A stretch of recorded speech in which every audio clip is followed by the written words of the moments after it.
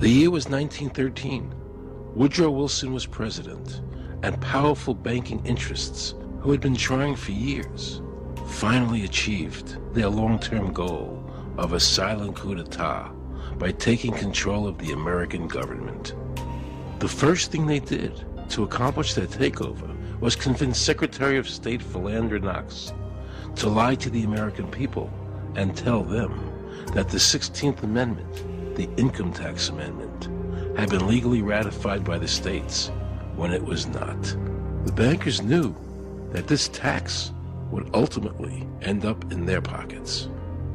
Because of this fraud, the American people were led to believe there was now a tax on their labor. Congress and the President are completely aware of this fraud, and it was even cited in a recent court case.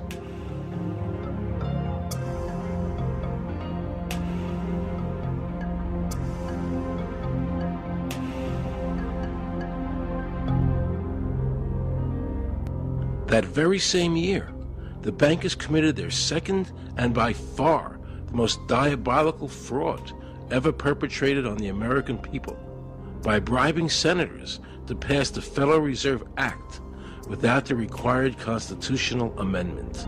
All in favor, say aye. They did this during Christmas vacation, when many senators were home celebrating the and that's how the unconstitutional Federal Reserve Act came into being. They were very clever, and they understood that whoever issued the money for America would control the government. The bankers won, and the American people lost, because most politicians will sell their soul for $1. And now the Federal Reserve could issue dollars legally. As Mayor Rothschild said, "Give me control of a nation's money supply, and I care not who makes its laws." He knew that he and the other bankers would now control the laws of the nation. Government gave these bankers one of its most important powers, and now had to borrow money from them and pay interest to finance the government. So the American people were forced to lower their standard of living and pay a graduated income tax to the government, just so the government could give these bankers more profits. President Woodrow Wilson, who signed the Federal Reserve Act into law, later said, in regret, "I am a most unhappy man. I have unwittingly ruined my country. A great industrial nation is now controlled by its system of credit.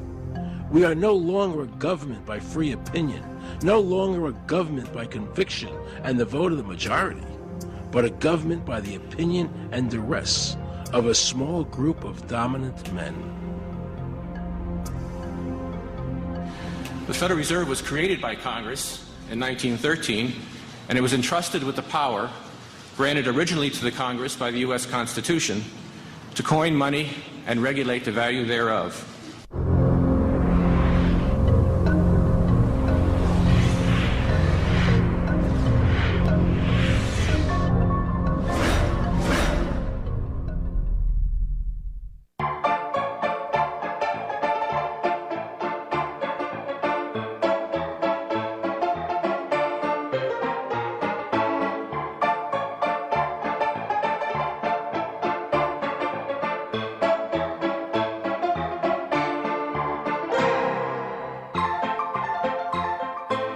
What's your name?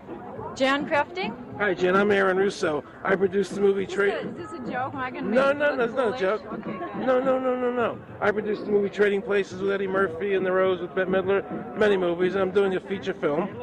And my film is about my quest to find out whether or not people pay income taxes. Do you pay an income tax? Yes, I do. You do? Yeah. Have you ever seen a law that requires you to pay an income tax? Have I ever read it? You mean in the page, black and white? No, no. So you pay the income tax, I assume? Of late. Well, actually, no, I didn't file last year, but Okay.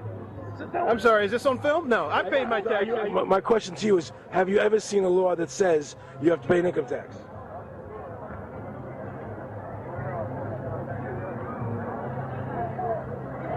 The law is that guy that wears that badge and a gun. That's the one that puts you in jail. That's the law. Actually, I can't stand the IRS.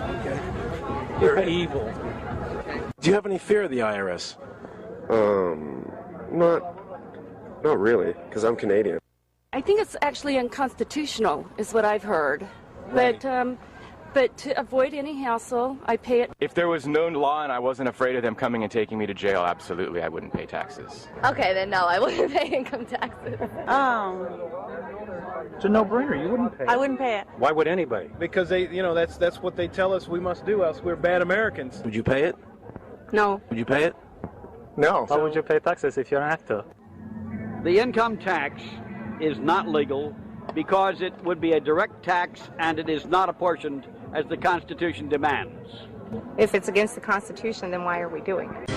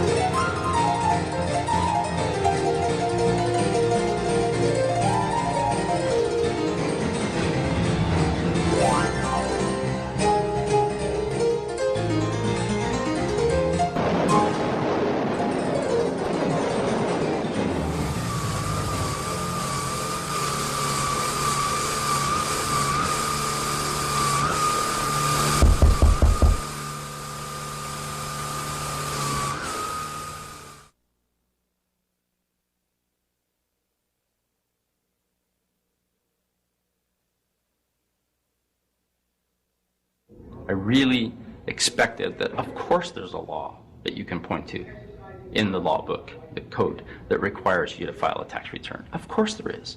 Maybe I don't know what it is right then as he was speaking to me, but sure. So naively, I agreed to go off and research it and get back to him.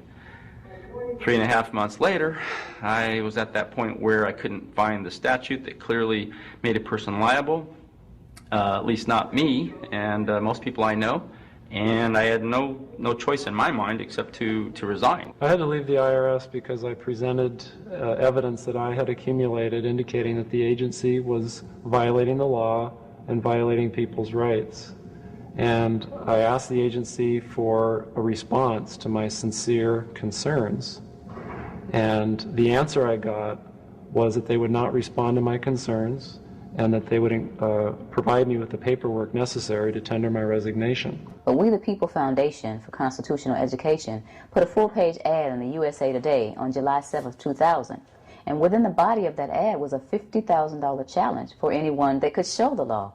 And to me, $50,000 is a lot of money. So I went after that and did the research based on the fact that I thought, let's put this baby to bed. I'm hearing all these rumors. I'm going to kill two birds with one stone. I'll answer these people's questions that are asking me, and then I'll win this $50,000. And, based on the research that I did throughout the year 2000 and that I'm still doing, I have not found that law. I've asked Congress. We've asked a lot of people in the IRS commissioners, helpers. They can't answer, because if they answer, the American people are going to know that this whole thing is a fraud. I was surprised to hear these highly trained and decorated IRS agents telling me there was no law requiring American citizens to file a 1040 or to pay an income tax on their labor. I haven't filed an federal income tax return since I left. I have not filed a tax return since 1999. Approximately 67 million people don't file an income tax return. I made a decision to go to Washington so I could attend the We the People Foundation press conference. They were going to serve a class action lawsuit on the IRS, signed by over 3,000 people, because the IRS has refused to show the law that makes Americans liable to file a 1040 or to pay an income tax on their labor. I was very curious as to why the IRS refused to show the law, as it seemed such a simple thing to do. Yet I was skeptical about the Foundation's claims. There had to be a law, right? I mean, we've all been told over and over and over again that we had to pay income taxes. No answers, no taxes. No answers, no taxes. No answers, no taxes. Most people believe that the income tax system is legal and that the revenue from the tax is used in the public interest.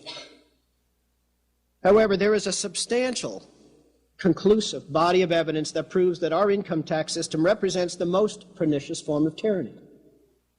It is the greatest hoax ever perpetrated by government against the working men and women of America. American citizens, along with the Foundation, have been asking the IRS to specifically provide them with the underlying legal foundation upon which they administer and enforce the personal income tax laws in our country. At the national level, when people would attempt to contact somebody of a much higher authority, say the commissioner, same kind of thing. They would get answers that were in effect non-answers. There are a group of people standing outside today who assert that no law requires you to pay taxes and that you will not answer their petition to the government as to whether they're required to pay taxes. Are they required to pay taxes? I've been paying my taxes ever since I had my first job, and I think it's a fundamental construct of our nation that those of us who expect and demand the services from our government that the government provides, be they the protection of our country through the military, or be they the education of our children, or be they the protection of our environment, that we must pay for those services. So yes, I think there is a fundamental obligation, and that it's an understood and well accepted one.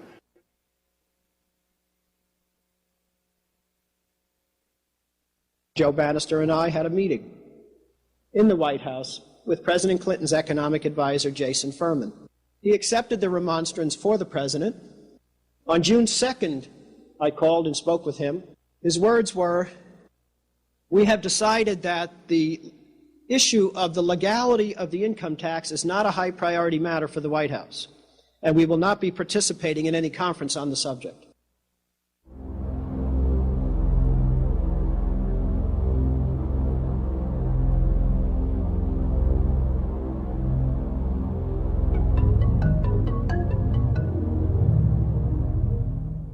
I decided not to eat until my death or until the government agreed to send their experts to meet with the experts from the tax honesty movement. And with the help of Congressman Bartlett, a deal was made.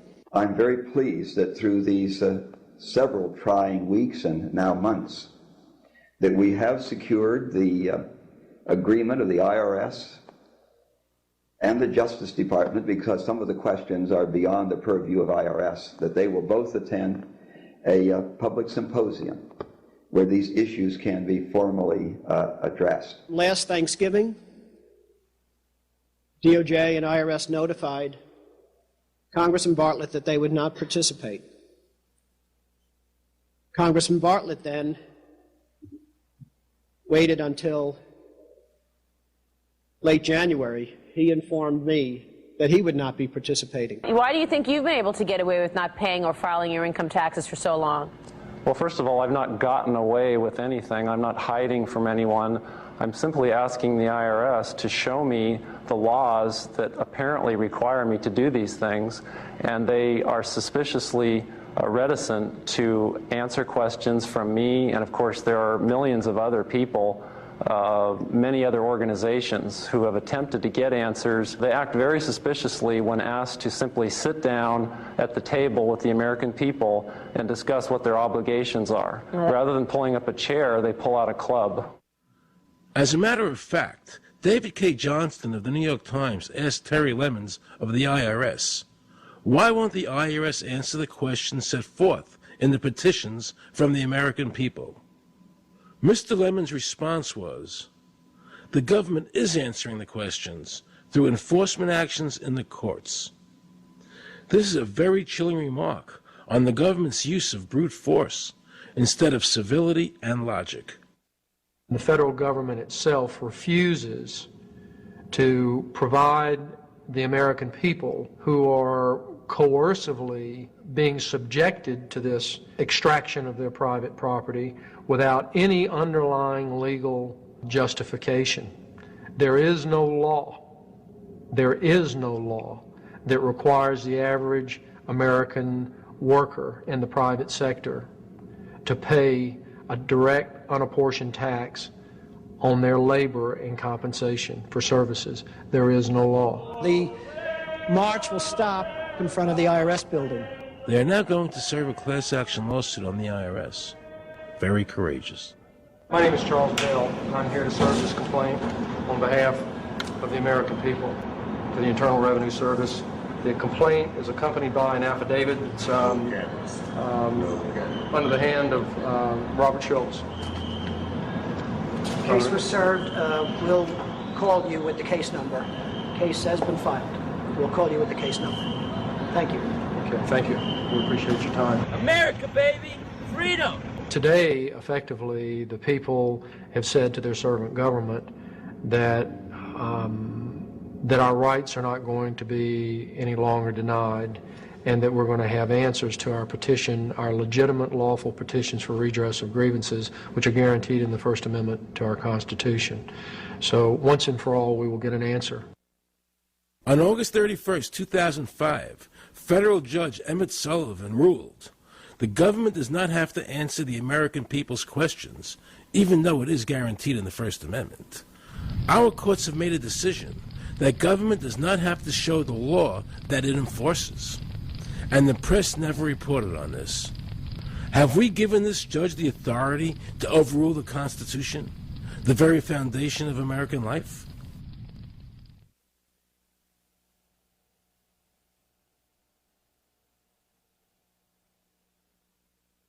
I believe that in both spirit and substance, our tax system has come to be un-American.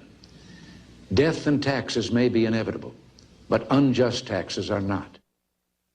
The country's taxes must be fixed, and I know what to do with it. If you think you're paying too much now, just wait till I get through with it. Now, Mr. Hanley, I'd like to ask you something. What does the government do with all the money we give them in taxes?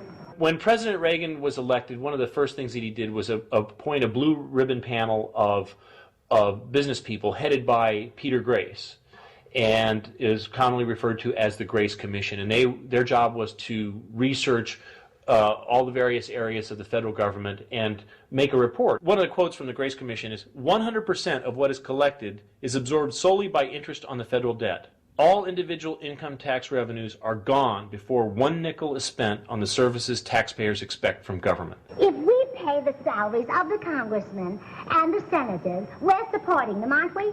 Well, yes. Yeah. Well, then why can't we list them as dependents and deduct them?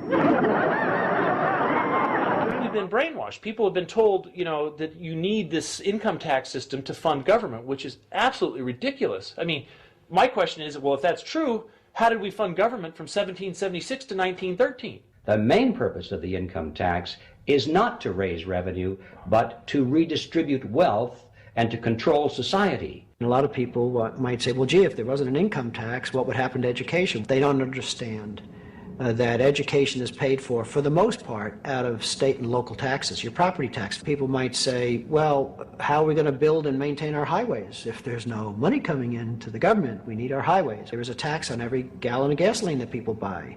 Proceeds from the income tax do not pay for highway construction. The amount of money that we spend on defense is exactly equal to the amount of corporate income tax, which is quite legal and quite constitutional. I think we should not want the income tax for several reasons. One is that it is the instrument of totalitarianism. It is the means by which the government can manipulate people and put you into a condition of servitude. Every year you give the federal government a form that says, here's how all my money worked. If you lie, you could go to prison. So you're required to give them a financial statement that under, the force of law could put you in prison if it's not impeccable, right? And under the law, they're supposed to do the same. They're supposed to give you back a financial statement that says, here's what we did with your money, except you comply and they don't. In fiscal 99, the Department of Defense had 1.1 trillion of undocumentable adjustments.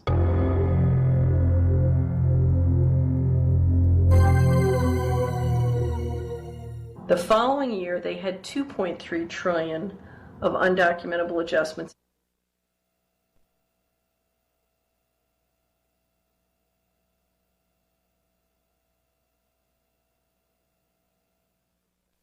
I decided to call the IRS. I spoke to Anthony Burke in Media Relations. He was very nice to me, and I explained to him that I was an award-winning film producer and that I was doing a documentary on the IRS. He seemed a bit stunned by this, then explained to me that Commissioner Everson nor anybody else would go on film to discuss the income tax. But he did say he would call me back. I thanked him for that, but I couldn't help wondering, why was the government making it so difficult for people to see the law? So I decided to bring my crew down to the IRS building to see if I could find some employees to interview. And here's what happened. I said you can't film here, that's it. Who are you to tell me I can't film here? What's the law? Just tell me where the law is that says that. Can you show me the law that says I can't film here? Is America a free country? I told him they couldn't film here, and he's asking 9 million questions. I told him that's a federal government law. Hey, I told him he couldn't film here. He's telling me he's a citizen and all that, so... He told me I couldn't film him. I'm saying, where's the law that says I can't film here? And I'm asking another question, sir. Then Homeland Security showed up, because I was such a threat to Washington. You got a driver's license up? Yeah, I do. Put that away for me. After convincing Homeland Security I really wasn't Osama bin Laden, I kept wishing the IRS would allow me to interview somebody. Why wouldn't they show the law? What were they so nervous about? I began to have a frightening thought. What if it was our own government we had to be afraid of? With that disturbing thought in my mind, I went to see a group of tax experts. You can look through the statutes and look for the law that requires you to pay. And when you do that, you can't identify a law that requires the average person in America who earns a wage and works in private business to pay an income tax. The Constitution allows for two kinds of taxes. They're called direct and indirect. The federal government in the Constitution can tax almost anything, as long as it apportions the tax if it's direct.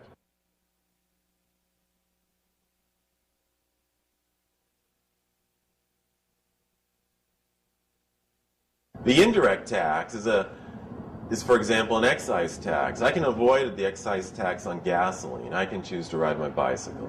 I can avoid the excise tax on tobacco. I can choose not to smoke, or I can grow my own tobacco.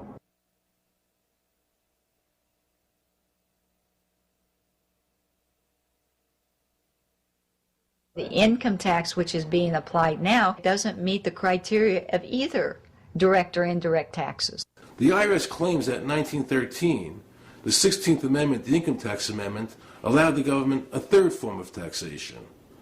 What was the Supreme Court's ruling on that? The Supreme Court in the case of Stanton versus Baltic Mining. I mean, what could be clearer than this?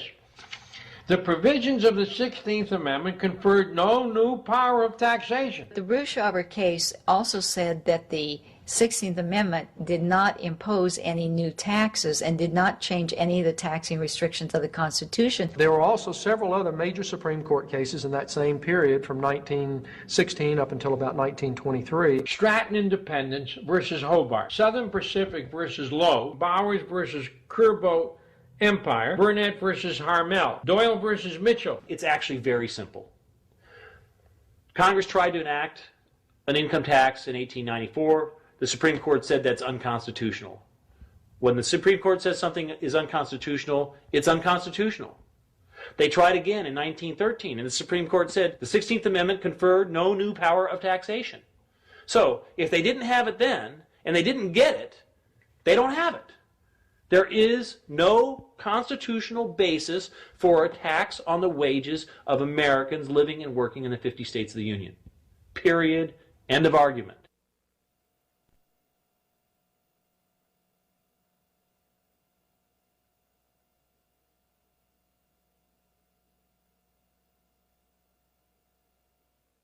I have a letter here from Daniel Inouye's office out of the United States Senate that says, based on the research performed by the Congressional Research Service, there is no provisions which specifically and unequivocally require an individual to pay an income tax.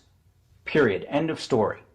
There is no law, and to date, nobody has been able to show that there is a law for the average American citizen working day in and day out to pay an income tax. The definition of income in the Constitution was given in the Eisner versus Montgomery case, and it turns on gains or profits that are made from some activity. Doyle versus Mitchell, 247 U.S. 179, 1918. Here's what he said.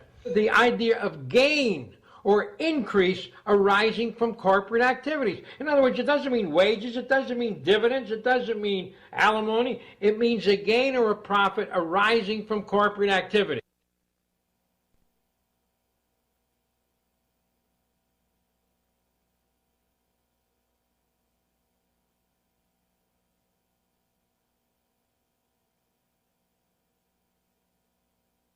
These liens that are recorded against people by the government for tax liens are nothing more than allegations. They are non-substantive. They have never been determined by a neutral third party, such as a court, to have one shred of validity.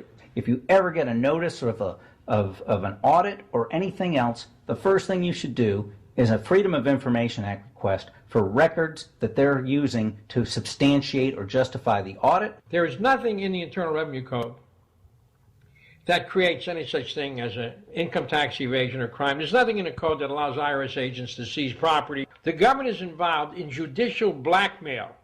The government knows that if it legally seizes somebody's property, that person doesn't have the funds and he can't even get a lawyer who can help him. I conducted investigations in the Title 18, the Criminal Code, the U.S. Criminal Code. And in there, the statutes and the regulations are very specific as to what's violating the statute. In the Internal Revenue Code, Title 26, there's nothing specific in there. I mean, even the FBI is feared the IRS. You have to understand that an agency which will unlawfully impose a tax that doesn't exist is not going to care. If we, the people, don't know what our rights are, they're not going to tell us. If Americans just learned that the IRS was actually knowingly deceiving them, that would be enough for them to rise up and put a stop to it. This small booklet includes the Constitution of the United States, the Bill of Rights, the Declaration of Independence. This is a document that every citizen should read. It's a document which freed an entire nation. This is the Internal Revenue Code. And this document, and the unlawful application of this document by the Internal Revenue Service has enslaved the nation that this document attempted to free. I was very impressed with the people in the tax honesty movement. They weren't kooks. They were highly intelligent, well-researched, and very genuine. I was wondering why I never heard about all these Supreme Court decisions in the media. So I really wanted the IRS's point of view, because to get the true story, it was imperative I hear both sides. I kept wishing Anthony Burke would call me back. He seemed like an honest man. I then proceeded to call my message machine. Hi, this message is for Aaron Russo. This is Anthony Burke at the Internal Revenue Service. Let me suggest some people that you might want to think about talking to. One would be Don Alexander, who's a former commissioner who's here in town in Washington. Another would be Sheldon Cohen, who is both a former commissioner and former chief counsel. All those guys, I think, can answer your question about, where in the tax law it says that you have to pay taxes. Wow, good news, I thought. So I called Sheldon Cohen because he used to be the IRS commissioner. He wrote the tax code, and he was also general counsel to the IRS. He is a true expert, and I couldn't find a better person to answer my questions. He graciously agreed to my interview. The reason I'm doing this documentary is because there are many people in America today who believe that there's no law that requires them to pay an income tax or file a 1040. And there are many people going to jail for it, fighting over it. The Internal Revenue Code is authorized by the 16th Amendment. I think it should be clarified. I think government should be transparent to the people. Why doesn't the IRS commissioner sit down with them and just explain it in clear English? Why? I don't think they really care. They don't think. I think they're just playing word games. You don't think they're sincere people? You know? No, I don't think they're sincere people. What does voluntary compliance mean? And why does the IRS code say it's voluntary to comply, not mandatory? That's a word euphemism we use. We use voluntary compliance when we talk about traffic signals. Most people, at 2 o'clock in the morning, do you stop at a red light? Yeah. Is there a cop there? Sometimes I don't. Well, I do, and most of us do. Most of us do. Right. But that's voluntary compliance. That was a complete perversion of logic. Traffic laws state that it is mandatory to stop at a red light. The IRS code says it's voluntary to comply. Mandatory and voluntary are the complete opposite of each other. Yet he wants us to believe that they mean the same thing.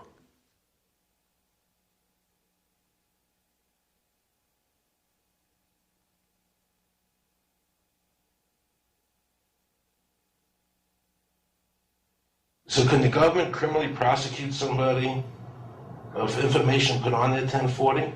Yes. Right, so doesn't that violate the Fifth Amendment? No. But the Fifth Amendment says I don't have to do anything that incriminates myself. Well, it doesn't incriminate you to put your income down. But you said before I could be put in jail for it. The commissioner wants us to believe that although the IRS demands that you fill out the 1040 and you can go to jail for it, that they are not violating your Fifth Amendment rights of self-incrimination. That is absurd.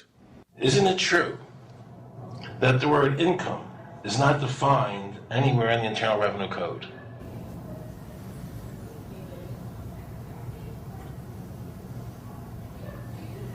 The law says that the government has a right to tax income from any source derived. So, but the word income is not defined in the code. It just says income without a definition of what income is. That's right. Correct? Yeah. But there are many different kinds of taxes. Well, how can an American citizen know what income is if the code doesn't define it? If they're paying an income tax... Because the courts have all defined it. Do you remember what constitutional attorney Edwin Vieira said? The definition of income in the Constitution was given in the Eisner versus Macomber case, and it turns on gains or profits that are made from some activity. So the Supreme Court has ruled income is not wages, it's not labor, it's gain from corporate activity. I believe that a man's labor is his private property. That's your view, but it's not the law. The Supreme Court's even said your labor is your private property. When I go to work for somebody, it's a trade. It's an even exchange. I do some work, you give me some money.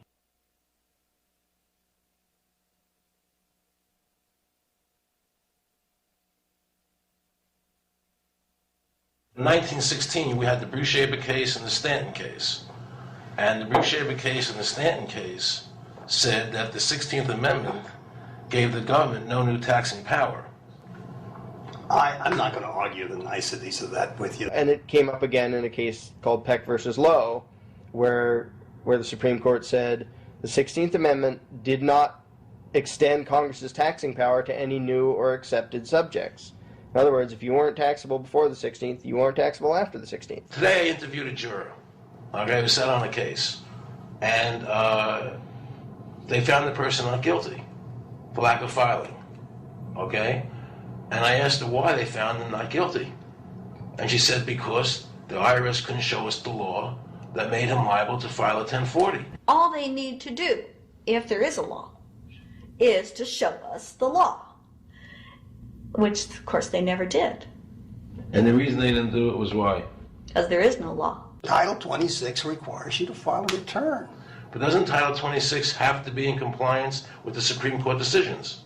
You're going to take a 1920 case and superimpose it on the whole Internal Revenue Code that was written after it? No, that's not. I can't believe what I just heard. Rewind.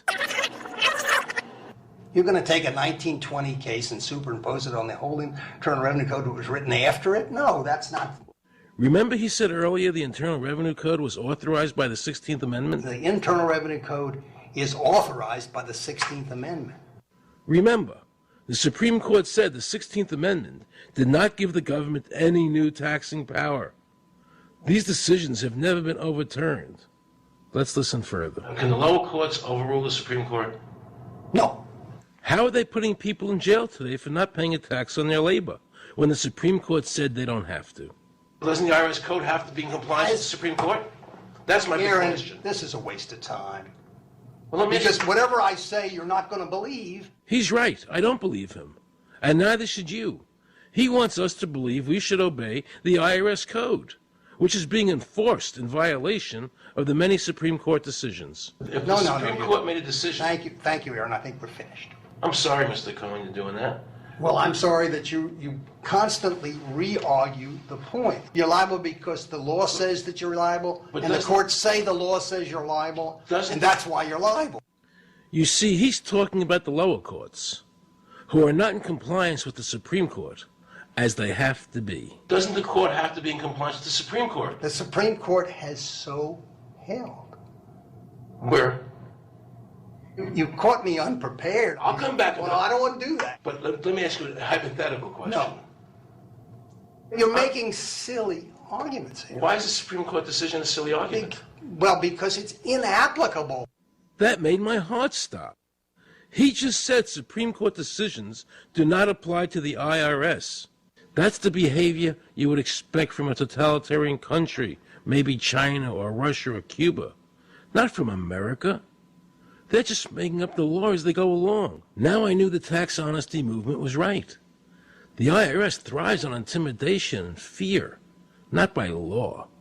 It's no different than a criminal protection racket, using force to extract your money from you. Then the former IRS commissioner, now working at a prestigious Washington law firm, threatens me. Watch. Aaron, you understand Yiddish. Cornish helfen. For those of you who don't understand Yiddish, that means nothing will help you. Now it all became clear. I understood why the IRS wouldn't go on camera and talk about where the law was. I understood why all the senators I called refused to be interviewed. There is no law. And now you know what our political leaders and the courts have known for decades and have tried to cover up. The United States Constitution strictly forbids a direct, unapportioned tax on the wages and salaries of American citizens. The United States Supreme Court has consistently ruled that the income tax is a tax on profits and gains, not on labor and wages. On behalf of the American people, I challenge the IRS to show me a statute that allows a direct, unapportioned tax on the wages and labor of the American people. And if I'm wrong, I will give humble apologies to the IRS. If the IRS is wrong, and there is no law, then every person who's been jailed should be let out of jail immediately, and any should be returned to their rightful owners. If this is a nation of laws and a free country, then the IRS should show the law to the American people. I felt an overwhelming need to understand why juries were finding innocent people guilty of not filing a tax return when there was no law requiring them to do so. So I went to talk to Marcy Brooks, a juror who used her common sense and did not allow the judge to railroad the jury into a guilty verdict.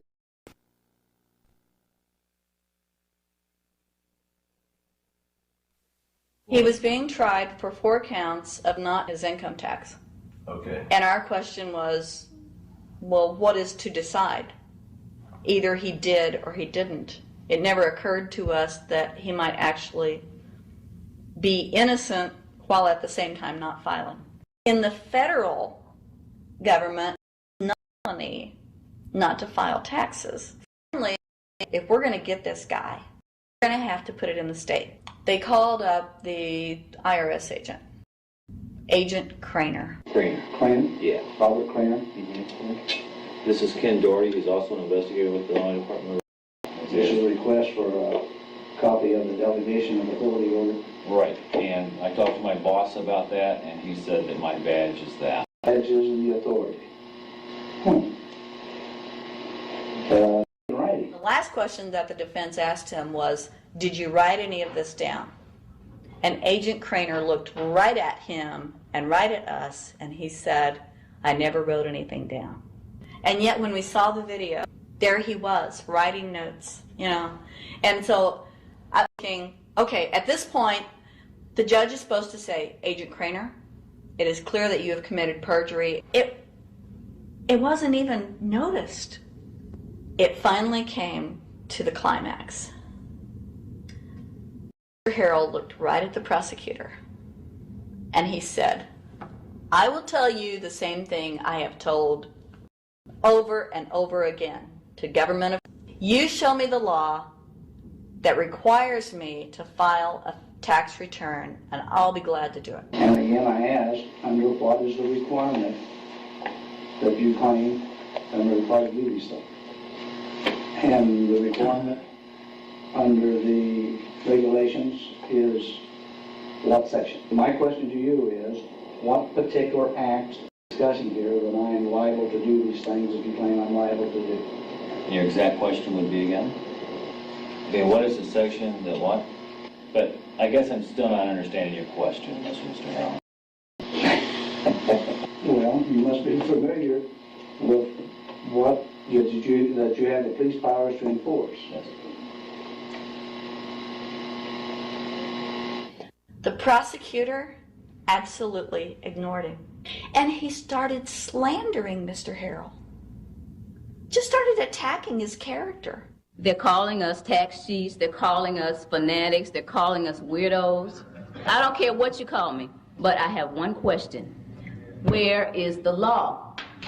Show me the law. They can't let this turn into a rational debate, because if they do, they lose it. So they have to insult people and say it's frivolous. We felt like that there was an overall arrogance and that they were railroading Mr. Harrell and wanting us to participate. Judge Coogan, he looked right at us and he said, "I will instruct the jury according to the law." We were sent to deliberation. The judge promised us that he would give us the law. And we looked and we looked and it was not there. We wrote a note to the judge asking for a copy of the law. 10 minutes later, we get a note back. You have everything you need. But there was no law. And he had promised us. At that point, I felt betrayed. I felt like this man promised us the law, and that's what this whole thing is about, the law. We request it, and he still denies us the law. And the reason they didn't do it was why? Because there is no law. Remember, we're talking about the Illinois state law here, okay, which is a law in Illinois. So we got out that law, and we read it several times, and I said, okay, wait. He kept saying, but this is a law in Illinois. And I said, look at the beginning of it. It says, anyone required to file a federal income tax return is required to file an Illinois tax return. I said, if it is true that he's not required to file a federal return, then that nullifies the Illinois law. Two people, they kept saying, but he's going to get by with it. And I said, what is he getting by with but his rights? If there is no law, he's not breaking a law. He's just standing on his rights. Are we going to deny him that? That's when this one juror sat back and kind of rolled his eyes and he said, you mean we don't have to pay taxes?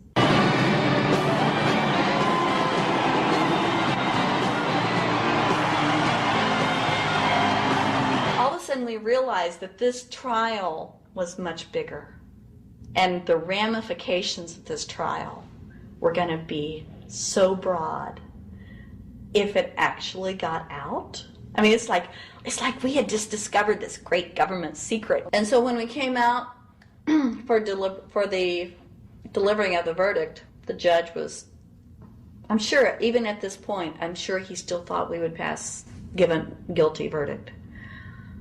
And the reason I say that is because of the look on his face when the first not guilty was read. His face just turned white. I mean, it's like, I don't believe this. The second time, you could hear people out in the audience, just in the courtroom, just going, wow, and the judge is just getting red in the face. I mean, he was just livid. And the judge got up and left. I sat there and I thought, this truly is a victory for the people. And I have never felt more patriotic. And I knew that we had done the right thing. I looked at that man, Mr. Harrell, and I thought, the system might not work all the time, but this time, for that man, it did. In November 2004, the government arrested former IRS criminal investigator Joe Bannister. They charged him with fraud for telling the American people the truth about the income tax laws. The jury obviously agreed with Joe. Well, it just showed Mr. Bannister to be honest and straightforward and working within the law. Vernice Kuglin, a Federal Express pilot, claimed there was no law requiring Americans to file an income tax. She also won in court. 24 people were criminally charged by the IRS because they claimed there was no law requiring them to file an income tax return. The fact is, neither the judge nor the prosecutor nor the IRS could bring that statute in there because it's not in the books. The jury came back with an acquittal for everyone. When the matter is put to the test, which means in terms of court and enforcement action, there is a 100% success rate in shooting down these arguments. The mafia has a code and they follow it, and it's a code of honor. But the IRS has no code of honor.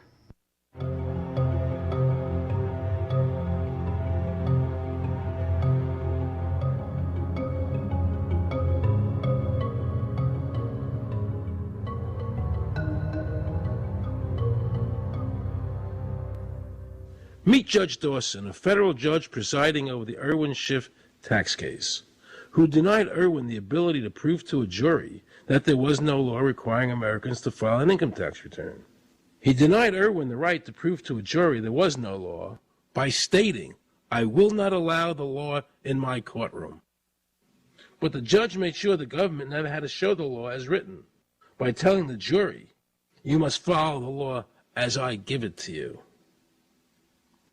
Nobody can know what the law is, because the law is what the judge say the law is. The lower courts today will not allow people, especially in tax cases, to bring in Supreme Court decisions as their evidence.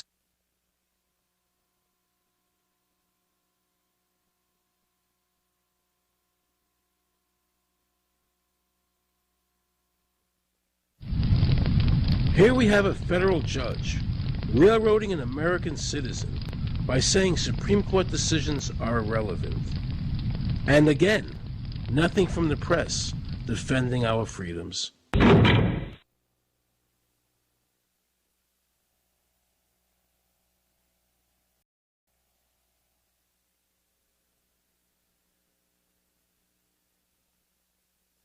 So if you ever find yourself as a juror in a tax case, be sure to ask the judge to show you the statute written by Congress that allows the government to tax the wages of the American people.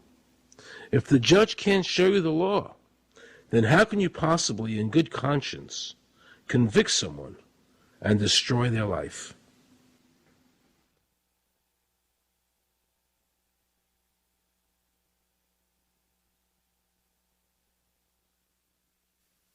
Let's see how the IRS treated one of America's greatest heroes, and someone I cherished as a child. Joe Louis was an American icon. Victorious in his first 27 fights, the Brown Bomber quickly rose to heavyweight champion of the world.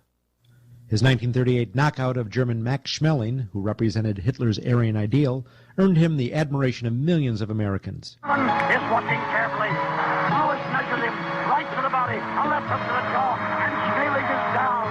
The count is tied. Right after Pearl Harbor was bombed, Joe had a title fight where he donated his fee to Navy War Relief. Well, I'm not working for nothing. I'm working for my country, and I think that's about the greatest piece of work that anybody can do. Well, I certainly agree with you for that, but you're turning over an awful lot of money.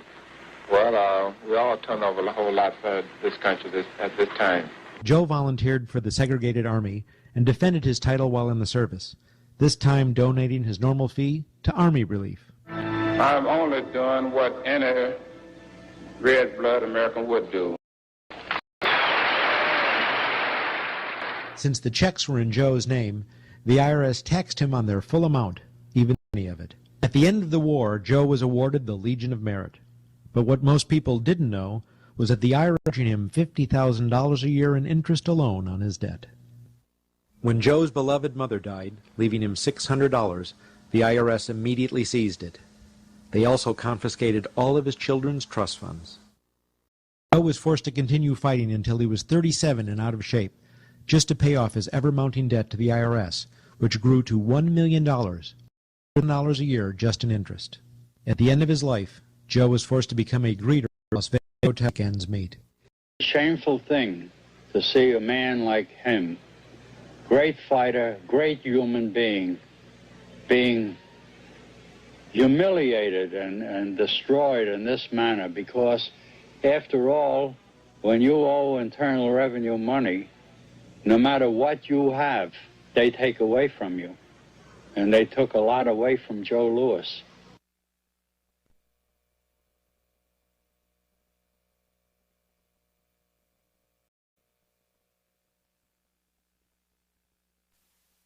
I made a decision to drive to Virginia Beach from Washington because I had heard stories about two law-abiding who had been brutalized by the IRS.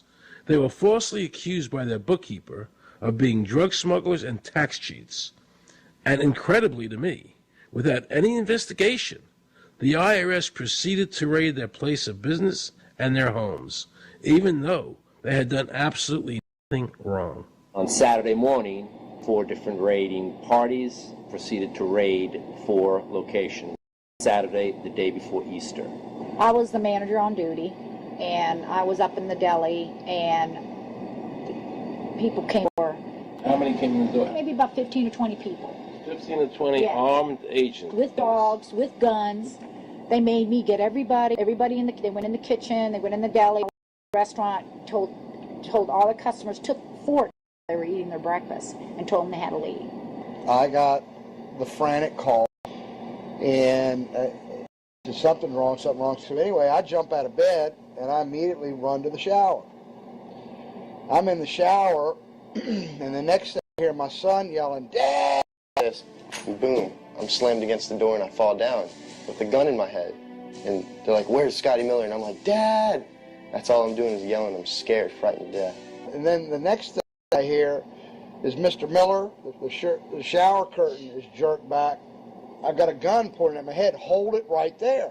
The screams from the little girls who were at a pajama party with my daughter. There was 4 little girls there with my daughter. Of course, mayhem. There were about 3 men in my bedroom with huge guns. He followed us and wanted to watch us get dressed, and I tried to shut, and he puts his foot in the door, like he's going to sit there and watch us change our clothes. And I was like, "Excuse me, no." My neighbors now are all standing out. Well, he handed me a towel at that point. I had a towel wrapped around me. Did the towel fit? No, hardly. Hardly. At this point, they were talking about weapons, and, I mean, it's crazy.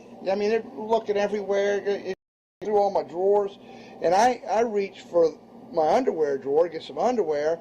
They said, "Don't touch anything." They're locking their gun. "Hold it right there. Don't move around. Don't move." Whoa. I said, "I'd just like to get some on here." I got women standing here. Everything. How did you conduct your business and everything? We had to do it out of a box.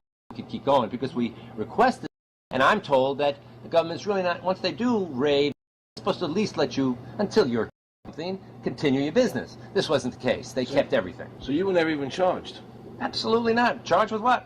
And when you speak IRS, the whole shrivels up. The whole world gets fearful to a point where, let's not talk about it. I testified in front of Congress. I would like to know why this dark entity known as the IRS has come into my life and refused to leave. I raised my zero tolerance for dishonesty. And now they must hear allegations that I am a major drug dealer and a tax cheat. A lot of people out there being abused, and a lot of people, look, I'll pay it. Just go away. Just go away. We had to file bankruptcy, cars taken away from us, kept my daughter from going to college. Do they ever think about the lives that they just destroyed? Ruination of homes and property? No. In this case, we would have never thought this could happen to us. We've never done it.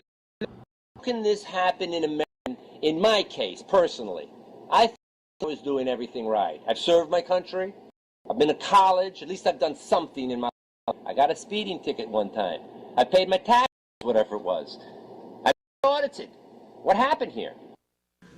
I had this really uncomfortable stomach as I was thinking to myself, how did America transform itself from being a truly free country with a servant government where our individual rights are by our Constitution to being a country that was free but really wasn't?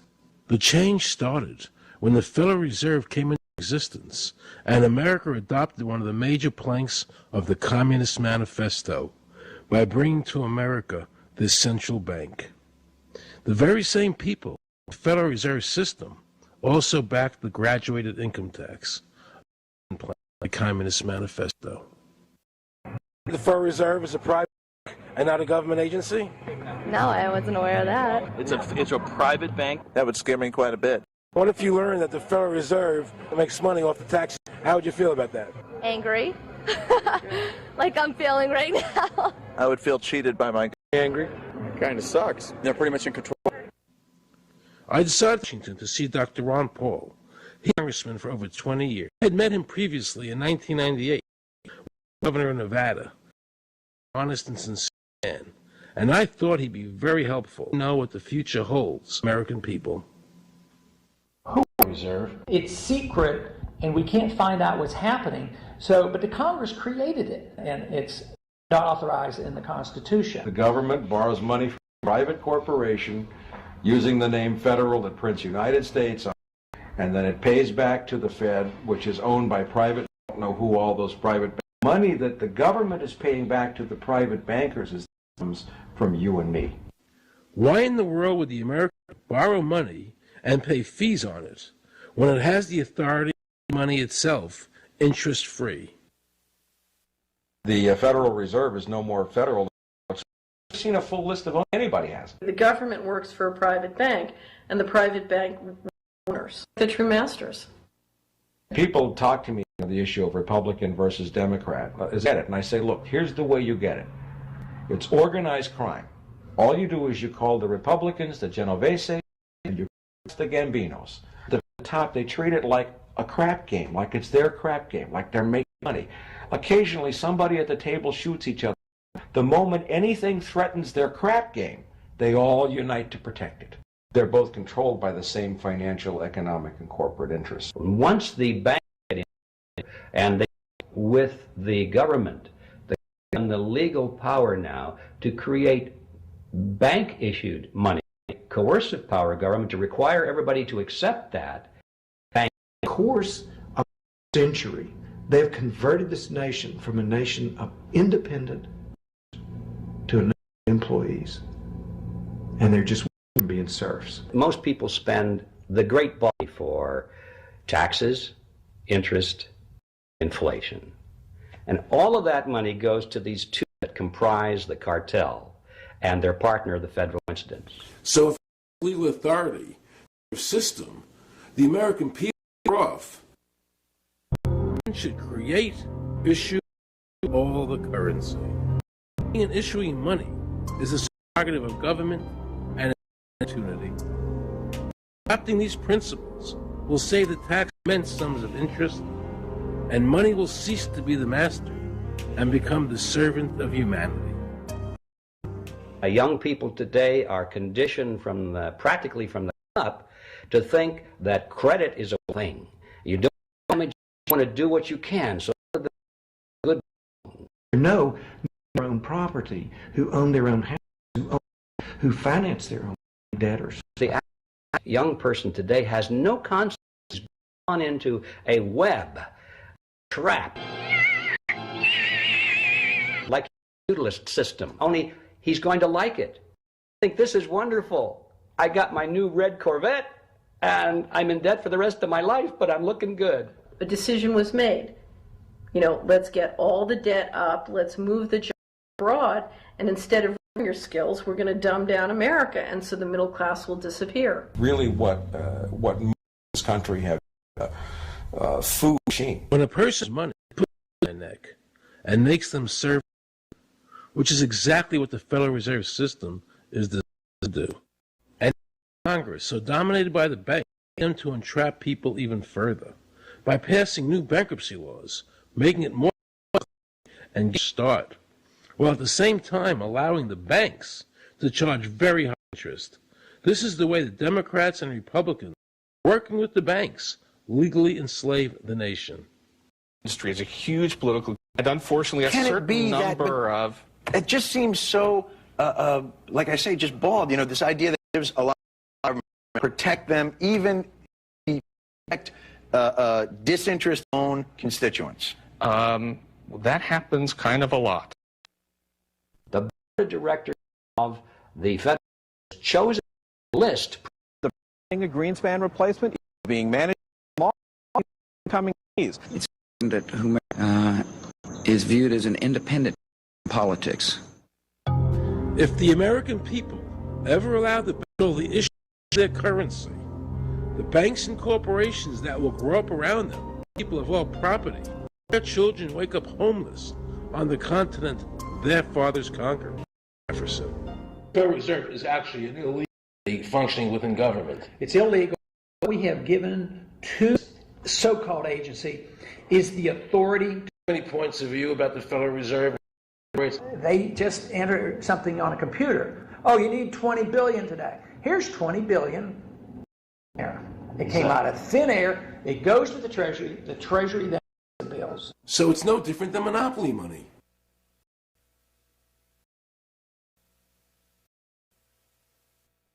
The cost of living is so high today because the federal government have destroyed the dollar.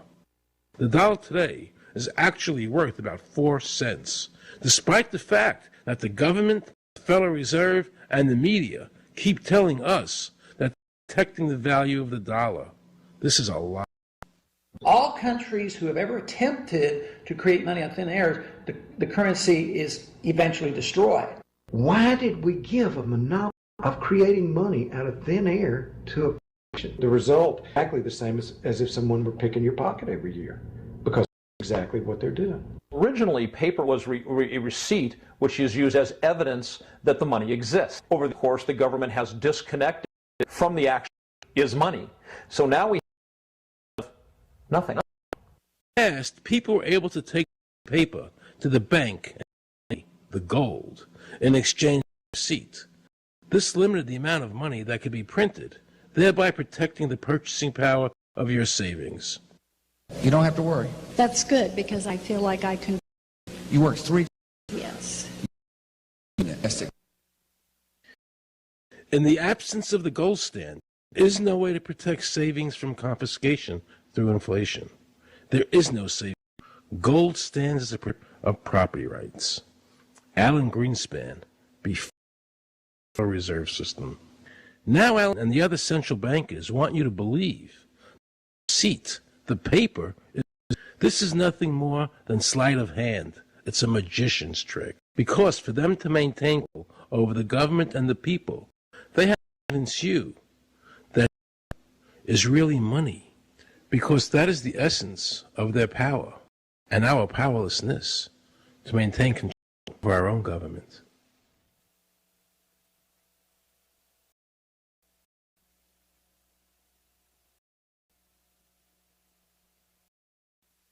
What happened next? Nobody really knows. When I served on the gold, I asked them to, do another audit to do. They said, we don't need gold. It's supposed to be the American people's gold, and so we would like an accounting to tell the American people what is there. I've been told that the Federal Reserve has taken gold as the dollars they print. They list gold on their balance sheet. How could the Federal Reserve, this private bank, list gold on their balance sheet? They claim they're holding that. So that puts control of the American gold. They could have taken it as well. That's a possibility. Shouldn't the Congress stand up and say, where is the American people's gold? They're not audited. They control the money of America, and it's not audited? Doesn't the Federal Reserve work underneath the Congress? Congress ignores their responsibility to do any oversight. The president really has no control, nor does the Congress have any control to tell. It just... In the Federal Reserve, with the help of the Democrats and Republicans in Congress, have swindled the American people. They have taken the true wealth of America and given us a piece of paper in return. And again, not a word from the press. These frauds are going to continue until Congress is no longer intimidated by the bankers and uses their legal authority to shut down the Federal Reserve System and to stop this loss of items. Is there a law that requires people? Not explicitly, but certainly implied. Well, implied by force. Yeah. But is there a law? Oh, no, I cannot. You know, if they think it's the law and they have all the guns, you know, it's an authoritarian approach. Well, yeah, but that's authoritarianism. Yeah. That's not a country run by law. Do you think is going deeper and deeper into a police state? See that as we're moving in that direction. There's much we can do without permission. The absence of a police state, if people are free and don't commit crimes, you can do what you want. But you can't open up a business, develop land. You can hardly do anything. You can't go to the bank. You can't do it without the government knowing what you're doing. And they talk about medical privacy. That's gone. Financial privacy. That's gone. To own property. That's essentially gone. So you have to get permission from the government for everything. And if you can't do anything unless it gives you permission, we're well on our way. This is something that people eventually enough is enough.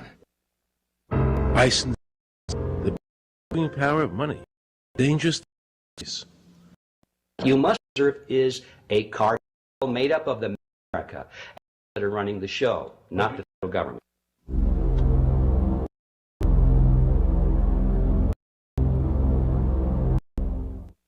The powers that be behind the system, the financial, are able to exercise a disproportionate amount of influence on not only the economic structure of the country, but the political structure.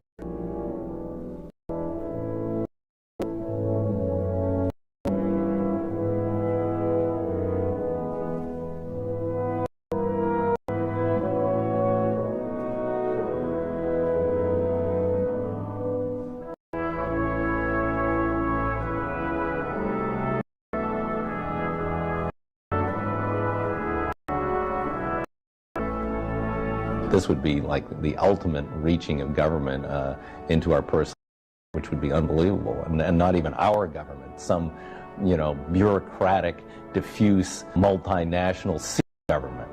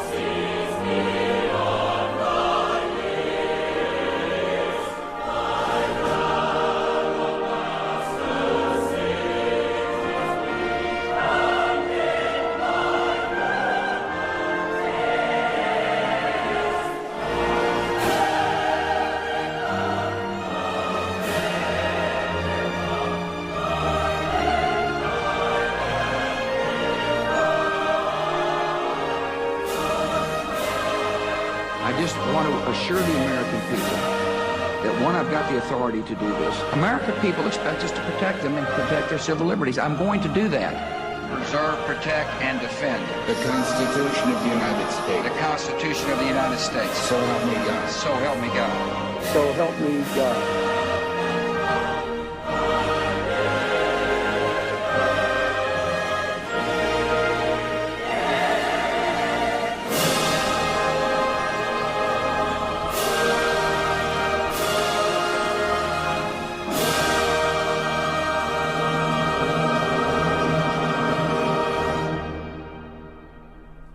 What happens if your own government is using more force and more coercion on its own citizens for the purpose of achieving its political ends? Is that government engaged in terrorism?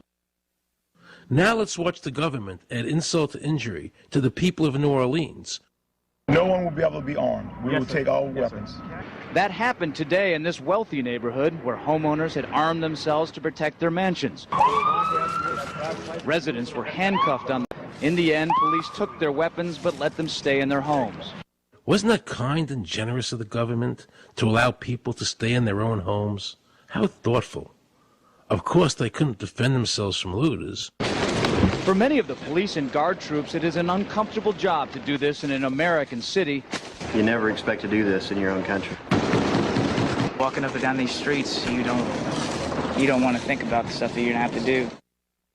We're using our right to property. The government is getting more pretext to seize it, using the power to confiscate it with eminent domain. The asset forfeiture laws have proliferated.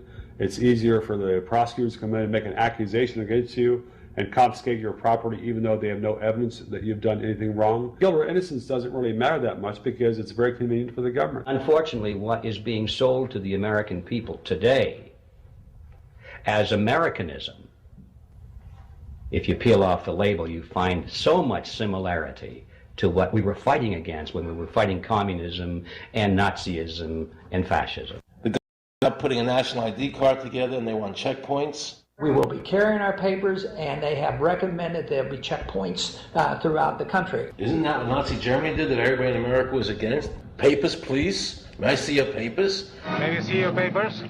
I don't think I have them on me. In that case, we'll have to ask you to come along. Wait, it's possible that, yes. Here we are. This 3 weeks ago, you have to come along. Halt!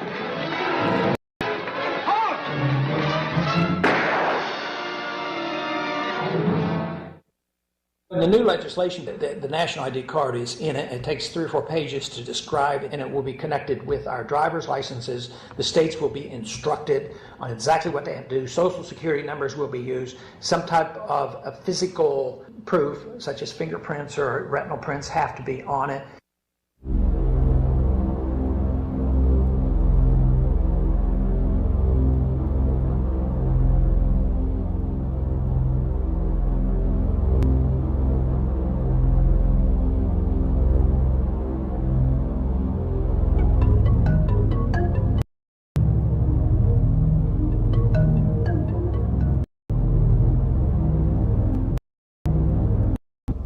It is time up, America. These ID cards are not about defeating, but they are all about controlling the American people. I arranged an interview with Catherine Albrecht, a leading authority on the RFID chip. Her book entitled Spy Chips is the definitive book on this subject. I wanted to find out just how dangerous these chips are to our liberties. RFID is a technology that uses tiny computer chips the size of a grain of sand or even smaller, hooked up to miniature antennas to transmit information about items at a distance. Procter & Gamble, Gillette, and MIT got together to commercialize, make it small enough, make it efficient enough, and make it to, essentially, their dream is to put one of these on every physical item manufactured on planet Earth. The latest technology for identifying the point of sale, for identifying people when they make purchases, is actually the implantable chip that you can actually embed directly into human flesh. It's a capsule about the size of a grain of rice. It contains an RFID computer chip with a coiled antenna, and it can transmit information also.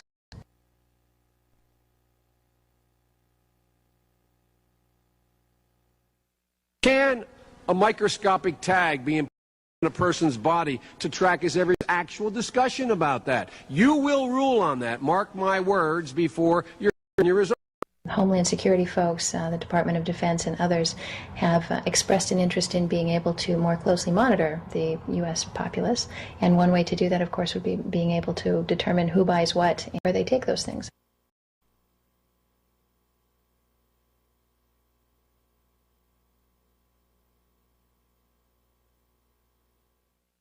Radio waves can travel through walls, they can travel through wood, they can travel through the things we normally rely on to protect our privacy. For example, your purse, your backpack, your pocket, anything you're wearing or carrying. Philadelphia cream cheese has RFID sold to consumers, as have Mach 3 razor products and other products without the knowledge of the consumer. Any chips, even be the dot on the letter I on the back of the fine print on a package that you purchase. Talking about having reader devices in every airport, on every bus, on every train, on every port, on every dock. One of the most worrying implications of RFID proposals to put the meaning that you track every banknote, where it had been, who it had, and create an audit. That would essentially take away the anonymity of cash that we now enjoy today. The ATM machine itself, as the money came through the roller device, would be reading each number, and they would know who you are because, of course, you identify yourself at the bank before you take money out. And down the road, when you go to pay at a major retailer, it would have a cash drawer to simply feed it. So it would go in and transfer position to Walmart. Once everything you do is tied down to a number and there is no longer the ability to pay with cash, then all it takes to render you a non-citizen, turn that chip off. You will no longer be able to really participate in any function in society, including buy food. So through the implementation of the Federal Reserve System, the American had gone from being a private individual who had real money, gold, in his possession that was private, to a citizen who has no privacy because money is now being digitized. They can deduct whatever amount of money they want out of your digit, whatever they want. They can trace you whenever they want. You'll be at their mercy. Did we allow this to happen in America? This is absolutely Orwellian. It's talking about Big Brother looking over your shoulder at absolutely everything you do, every purchase you make, every place you go, every company you interact with. All of that would be reported back potentially to the government.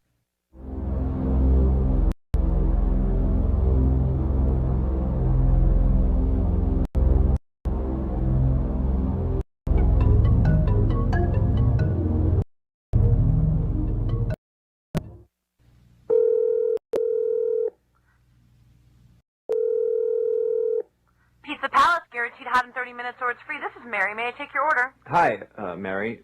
Yes, I'd like to order. Is this Mr. Kelly? Yes? Thank you for calling again, sir. I show your national identification number is 610-204-8-45-54610. Is that correct? Yes. Thank you, Mr. 36 Montrose Court, but you're calling from your cell phone. Are you at home? Leaving work, but I'm... Oh, we can deliver to Bob's Auto Supply. That's at 17... Yes? No, my way home. How do you know all this stuff? We just got one. Oh, well, order a couple of special pizzas. Sure thing. There'll be a new $20 charge for those, sir. Medical records indicate blood pressure and extreme revenue agreement allows us to sell you double as long as you wait liability. You can sign the form when we deliver. There is a charge for processing. That includes a delivery charge of $15 to cover the added traveling through an orange zone. Looks like there was another robbery on Montrose yesterday. You could save $48 if you ordered our special Sprout Submarine combo and picked it up yourself. Comes with tofu. Those are very tasty too. But I want... Well, Hawaii. Oh, checked out the budget library last week. Up to you, sir. All right. Subs. Gotta watch beach, eh? Beaches. Wow. Man, I'd say tofu is like required. Much? Just between me, there's a $3 off coupon in this month's Total This magazine. You're to that, right? Clip that, and it's $19.99 even. Whoa, looks like cards. We become so controlled about our rights. Big institutions and big government can do even with them. Rufus would resist death in America today. And I, for one, will not accept a national ID card. And if nobody can board a plane without let the airline open a bank, then open a local bank. Institutions. This is America. all the power. Government gets its power from us, not the other way around. Fighting, not Federal Reserves. Do you think they sacrificed their lives so they could be chipped like a dog? So we could all have a homing device? No. This part is the last step before they implant us. And that's precisely the reason nobody should accept. And you know what they're going to do?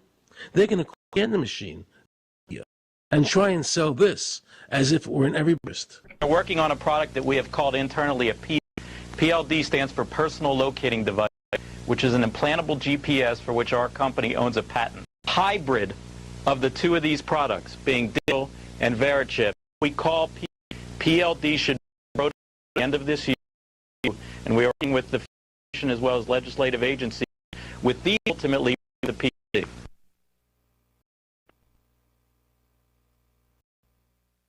Florida family really pioneers in a brave new world. They have volunteered to be the first ever microchip identification devices implanted into their body. After 9/11, I was really concerned with the security of my family. I wouldn't mind having something planted permanently in my arm. It would identify me. Talk identification papers. Woman in Florida. License was suspended. Oh, I'm going to next street off the seat.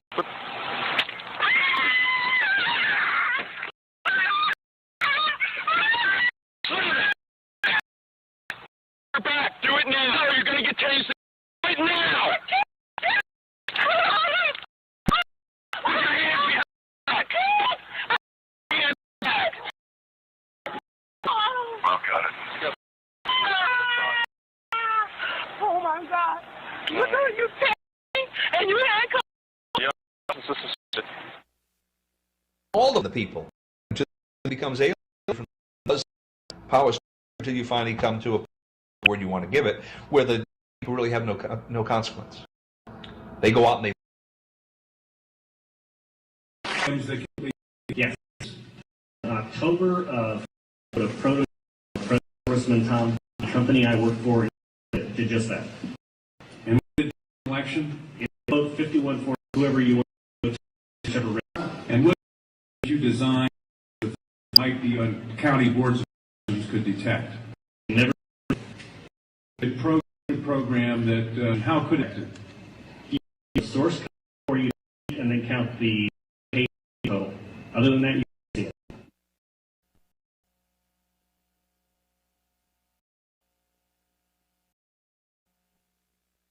it. Of such boat rigging software, testimony that has been given under oath of substantial statistical anomalies and gross differences between exit polling data and actual tabulated results. Do you have an opinion whether or not the Ohio election, presidential election, was hacked? So in other words, there's absolutely no assurance with regard to these machines? Absolutely none.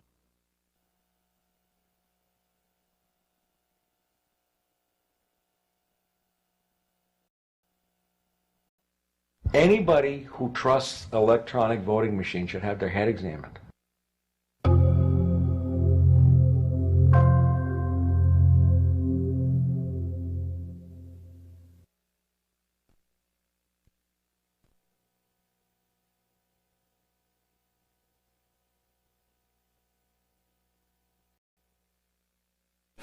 Now we can see a new world coming into view. A world in which there is the very real prospect of a new world order. That we built an end than the old Council on shall have world government, whether or not we like it. The only question is whether world government will be achieved by conquest. Paul Warburg, relation and architect of the Federal Reserve System. There's a group that get together internationally and they sort of play God with our money. You think that's part of what you want, one world order? And have a new world order only with a world police, military. Right. The financial system ultimately is even more important than guns.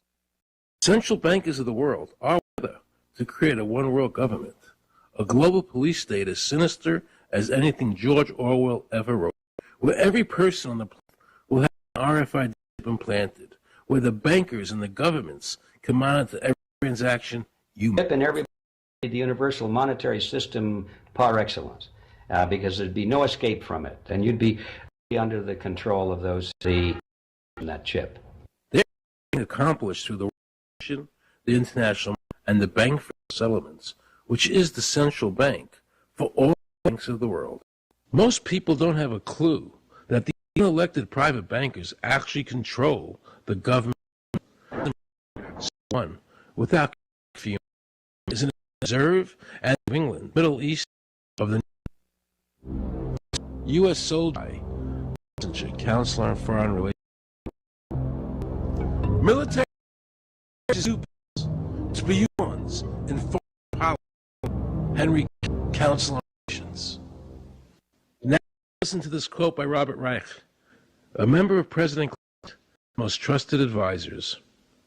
The dirty little secret. Both houses of Congress are irrelevant.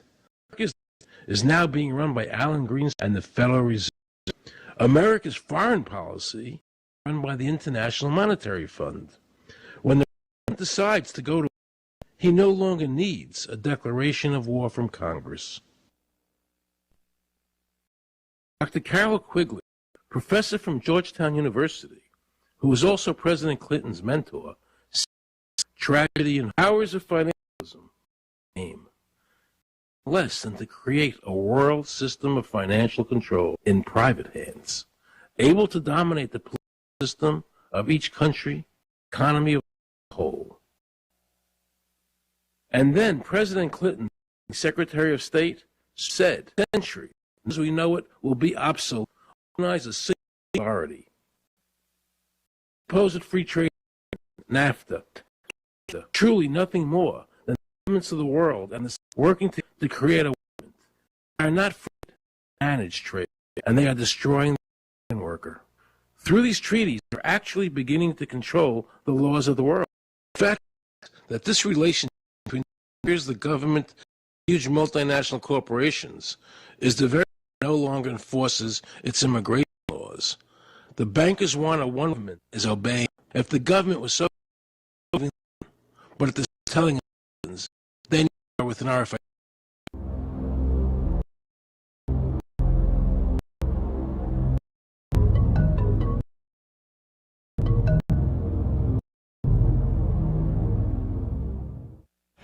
Bush administration's open borders policy and decision to ignore the enforcement of this immigration law is part of a broader trying to in the United States without approval from the U.S. Congress or the people of the States. Bill Tucker. The security partnership sounds banally like a call steroids. It's a deal that few in her. It's being done again by very top on behalf of the investment, but the working class of people, political country from communities, from cities and so forth, they don't know anything about this. Yet it was agreed to by Mexico's President Fox, Canada's Prime Minister President Bush in 2005. Administration officials counter their critics by saying every TPP is on the website, and they say the partnership is not a treaty but more of a line of priorities between the United States, Mexico, and Canada. Still wonder why they're having public discussions about the goals being pursued. I was asked or not, I people. And the stomach. Stop this nonsense. This an absolute contravention of our law, of our and hope, I pray that I'm right when I said yes. But this is beyond. Look, the people in the Constitution wanting each country to stay sovereign. The private central bankers are pushing the governments forward to make this Constitution happen, even though the people voted against it. They want a European government.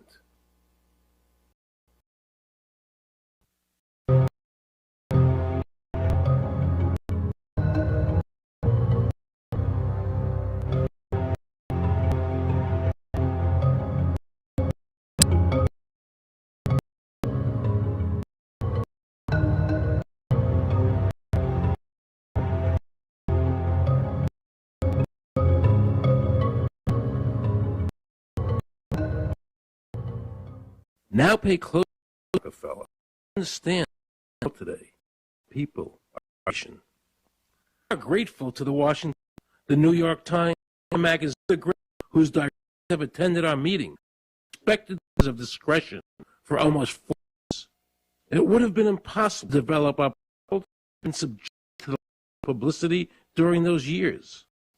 Now, the world is more sophisticated and prepared towards a world government. The superintellectual and world bankers really prefer the nation countries. David Rockefeller relations actually believed he ran the world.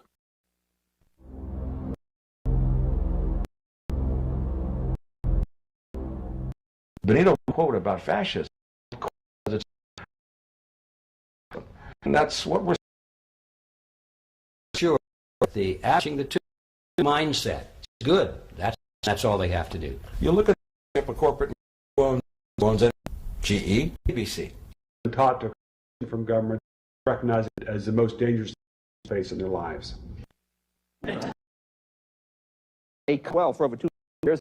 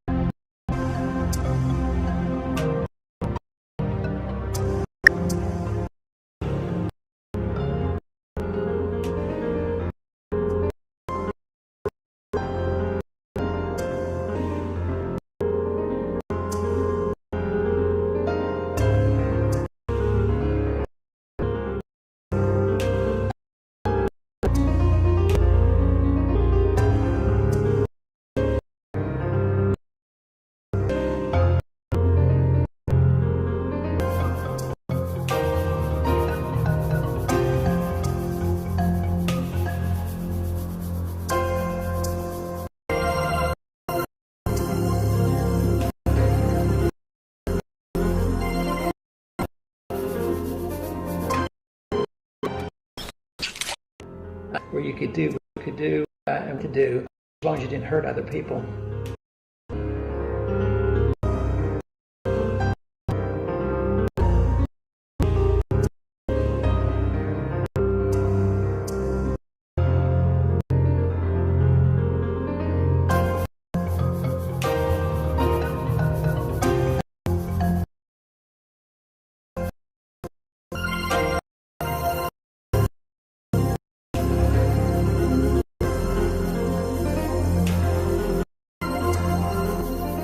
the ultimate. It's to either evolve or perish. Grow, become adults. Like adults, take responsibility.